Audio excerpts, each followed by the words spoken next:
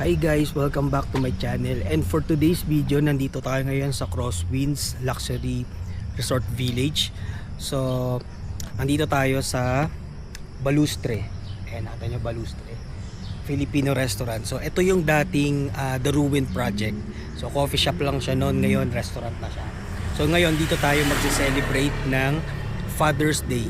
So, ngayon, Happy Father's Day sa lahat ng tatay sa buong Pilipinas. Ayan.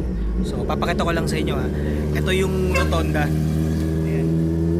Yan yung famous na rotonda na maraming decoration dyan during or pagka Christmas season. And then dito may daan dito papunta dun sa pinakataas. Yung may logo ng Crosswinds na malaki. Yung parang Hollywood style na yung kanyang logo. Ayun, nakikita nyo.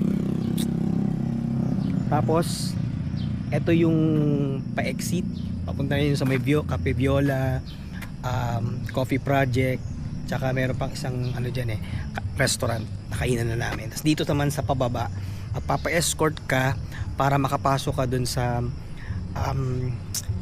Losander ba yun? Tapos merong Dear Joe, tsaka merong nandun din yung Yume, pero ngayon sarado na daw siya. So mamaya pupunta tayo doon after natin dito mag-celebrate ng Father's Day. So tara, pasok tayo sa loob. Pakita natin yung kabuuan ng formerly The Ruin Project, pero ngayon Balustre na, no? Balustre na.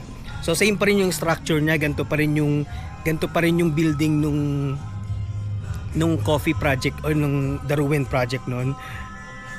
Pero ngayon kinonvert na siya into restaurant.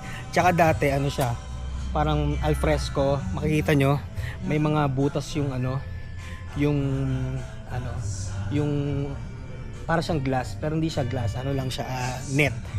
Kasi parang alfresco panahon ng pandemic nung napunta kami dito. Halos mga 2021 yata or 22. Basta yung medyo nag-open up na yung tourism.